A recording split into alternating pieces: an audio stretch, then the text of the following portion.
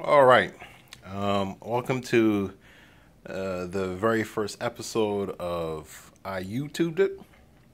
I YouTube it really is, I guess, in many ways, my attempts to create and build stuff based on videos that I've YouTubed and gotten ideas and tips and tricks on how to do it. One of the first things I ever did, based on YouTubing, an idea was really building a HTPC, a home theater PC. I more or less YouTubed it and videos and got some ideas and did that for about 6 months, and eventually I built my own home theater PC, which happened about 2 years ago, and it's still working flawlessly. So, doing that more or less gave me the confidence of saying I could do other things, particularly do-it-yourself projects around the house based on just YouTube and videos and so forth. So today what I'm basically showing, this is like a three-part series in terms of me watching videos in terms of how to wire my house. So a little backstory. My wife and I are currently in the process of building a house in Northern Virginia, about 20 minutes outside of Washington, D.C.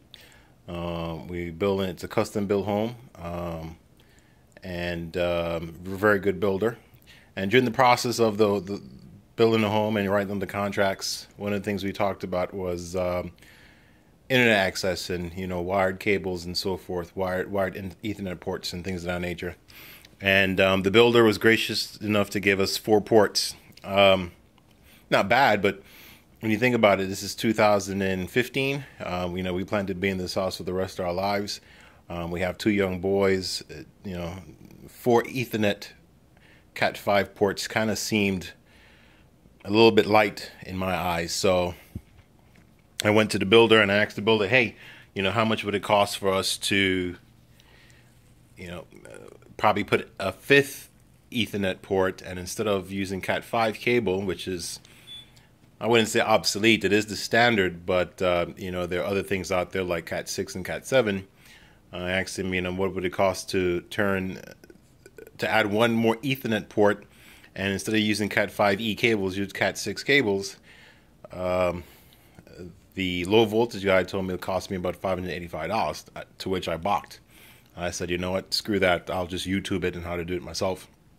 So I spent several months figuring out, the items that I needed to YouTube this. And, today, this is really my first installment. The house finally it's been built in terms of it's been framed. The electricians are in there right now. No drywall's up, so this is the perfect time for me to go in there and physically wire the house for low voltage. And I'm pretty excited. It's my first time, and just backstory about me, I'm just a jag. I'm just a guy. One of the items that I bought is my first power tool. I bought my first power tool, which happens to be a drill, about last week, specifically for this project. So I don't own power tools. This hammer here doesn't even belong to me. It belongs to my wife. She had this for the last, 10, 15 years prior to us even dating, prior to me even knowing her. So this is her hammer, not mine. So I'm just a jag. But again, because of YouTube and me YouTubing it and me building my videos, I'm pretty confident that I can go ahead and wire my house successfully. So what I'm going to try to do tonight is just basically show you the tools that I purchased and what you need for this project.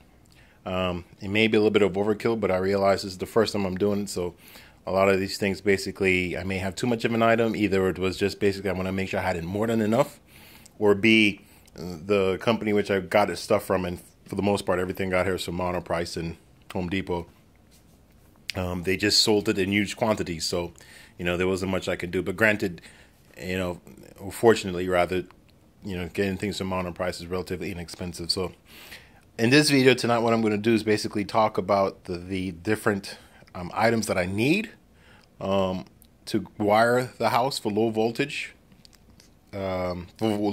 wiring.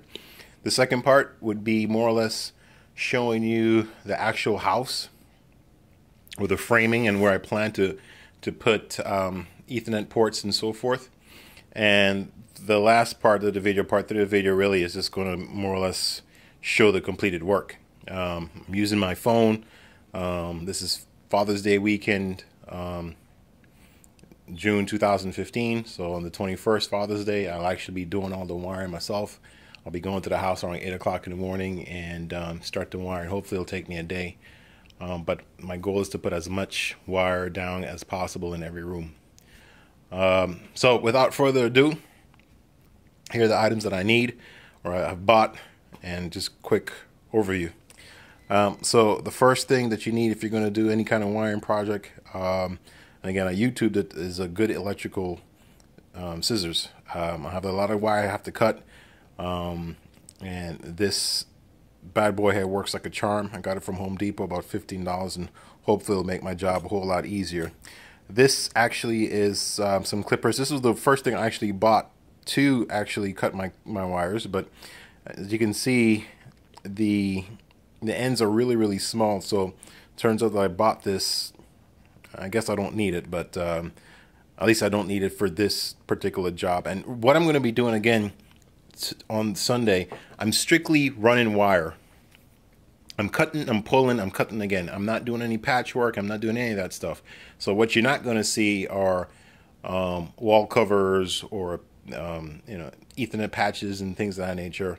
RJ45 jacks. You're not going to see any of that stuff because I don't plan to do that this time around. This something's going to happen when we physically move into the house.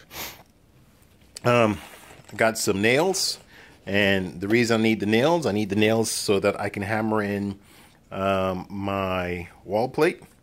And these are my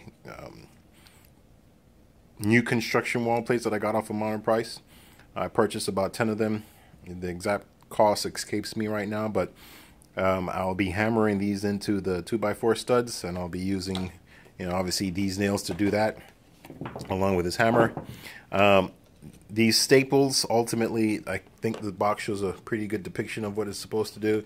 It's going to help me attach the cables to the studs, and I could just nail it in.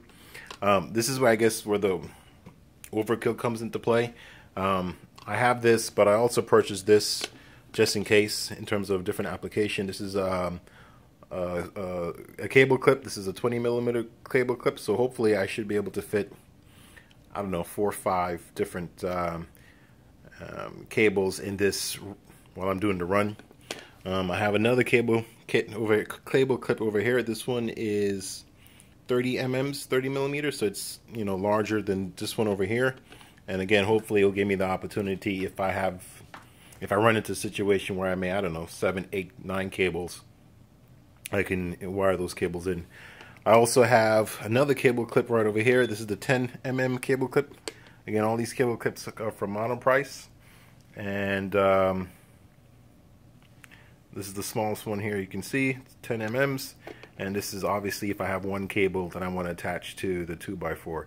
All in all, it's an overkill, but again, the 10 mm cable clip was, I don't know, 70 cents from Modern Price. The 20 mm cable clips I think might have been $1.50 or something like that, so really inexpensive.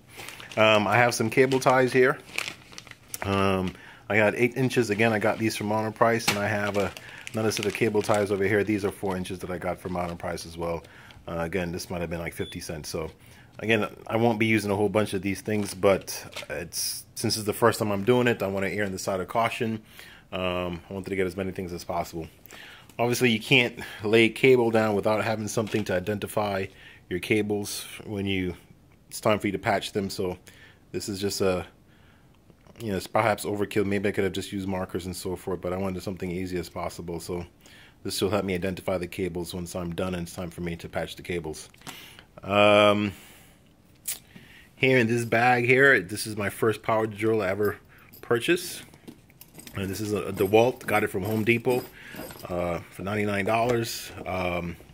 This is what's going to help me, drill my holes through my studs.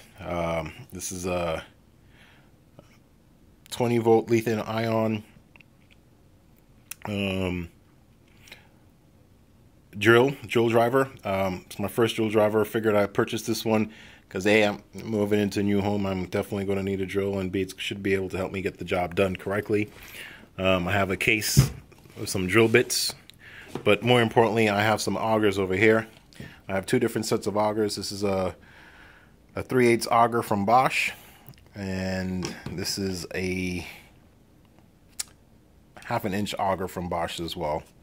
And this is going to allow me to drill some relatively big holes in the studs, so I can get, you know, multiple cables in at one time. And this is going to allow me to probably get 2 or 3 cables in at one time, so it should be fine. Obviously, you're going to need an apron to hold all these tools. I figured it didn't make sense for me to purchase a real tool belt. Again, my first time doing it, but this should be more than enough. This was like 70 cents from Home Depot, and it should allow me to carry as many tools as possible. I can put my nails and my clips so in the tool belt when I'm working.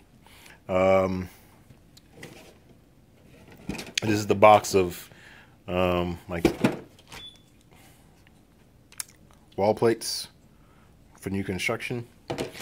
And one thing I'm going to take advantage of, not only because I can, but I guess because I can, I'm actually going to run HDMI cables as well.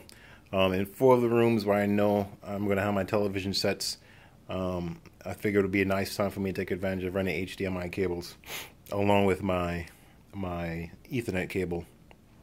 So I want to show you something really quickly. I originally made 2 orders from Monoprice. My first, obviously, as some of you guys may know, if you're going to be running cables in your house and you're going to be putting it behind the wall, you need to get CL2 rated cables. These were the first cables that I purchased from Monoprice. These are big, sturdy cables. I mean, they're pretty impressive. They're pretty thick in size. These are specifically designed to go behind the drywall. I purchased these cables. I purchased 4 of them. Immediately when I got these cables, I realized that these cables weren't very pliable. They weren't very flexible. I did have a similar cable like this once before.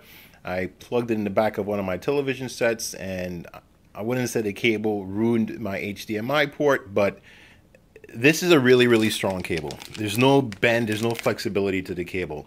And when I plugged it in, I plugged it and I left it there, and I guess eventually it just wasn't situated correctly. So it did a lot of pulling, and eventually I think it just kind of pulled something out in terms of my HDMI port on the television set. So immediately recognizing that, I said this wasn't going to work. So I went back to Monoprice, spoke to one of the customer service rep, or chatted rather, and they told me I should be interested. I should look into the red mirror cable. So here's the red mirror cable, and I want you to notice the difference. This cable as well is a CL2 rated cable. Again, basically, more or less, it's built specifically to go behind, to go into walls. So you know, when the inspector comes to look at the home, they'll see this is a CL2 rated cable, so it should be no issues over here. And if you can see the difference in thickness, both these cables are 10-foot cables.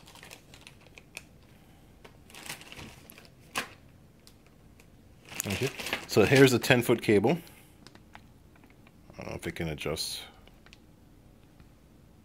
I apologize, the camera light won't allow you just to see the actual footage, but this is actually a 10-foot cable from Monoprice. This is the old cable, which I figured just won't work. And here is the new cable. This is the red mirror cable. Notice how much thinner, if you will. I'll try to pull both of them up so you can see the difference in size. Cable 1 and cable 2. So there's a significant size difference, there's a significant flexibility difference, and again, since I am relatively new to this whole cable installation, I think the red mirror cables will suit me very, very well. It's very flexible, shouldn't have any issues in terms of putting them in and making sure that they fit, and don't having to worry about any flexibility issues when I try to hook it up to my television set. So these cables right here, I'm going to return them back to Monoprice. I'll show you one more. This is actually a 25-foot cable. that I was going to use for a really, really, really long run. Again, for me, I want a clean look in the house. I don't want my my cable source, my Fios TV, my Fios box, or my HTPC to be anywhere to be seen. I'm going to hide it in the closet somewhere. So I'm using this really, really long HDMI cable. So this is a 25-foot version of the cable. Here is the Redmere cable. This is actually 40 feet of cable. It was actually cheaper, so I went ahead with the 40 feet. Figured I'd just have some extra footage. So again, you can see just a significant difference. Again, the Redmere is 40 feet, and this black one up here, the regular CL2 cable, this one is 25 feet, so a much bigger package. Yardstick, measuring stick with a level. It's another thing that I need for this particular build. And of course, last but not least, is my Cat6 cable from Monoprice. Got this for about $100, $108. This is really true Cat6. I actually went to Home Depot. It was either Home Depot or Lowe's, and I saw their Cat6 cable, and it just didn't meet the specifications. You know, Cat6 has this, and I'm not going to show you, but Cat6 has this plastic insert in it that makes it a little bit tougher than a regular Cat5. And when I went to Home Depot, their Cat6 didn't have that plastic insert, so I was very suspect about that. There are actually two things that I'm missing from all these different things you see today. I'm actually going to go to another store tomorrow. I'm going to go to the Micro Center near me, and I'm actually going to buy another box of Cat6 cable. I'm probably just going to get 500 foot. And the reason is, so it'll be an easier pull. Right now I only have one box, and it's going to be a long day as it is. It's going to be even longer, you know, if I have just one box of cable. But if I have 2 boxes of cable, then I'll be able to do 2 runs at once, if you will. So that hopefully that will shorten my day some, make things a little bit easier for me. I hope to get everything done in one day. Doesn't seem too tough, but you know, obviously there may be particular issues I might run into that I might not be aware of. The other thing that I don't have in this table I'm going to get, I think, is just a small roll of black electrical tape, so I can just tie things together if needed. So, all right, that's my video for today of the tools that I'm going to need to wire my house. I'm very excited about this project. A little bit nervous as well, but again, all this is low voltage stuff. I'm not working with any, you know, electrical wiring or things of that nature, so it shouldn't be an issue. So wish me luck, and again, the next video is going to be me showing you the house, the stick frame, and giving you an idea as to where I want to run my cables, and the third video will be me showing you the completed work. So until next time.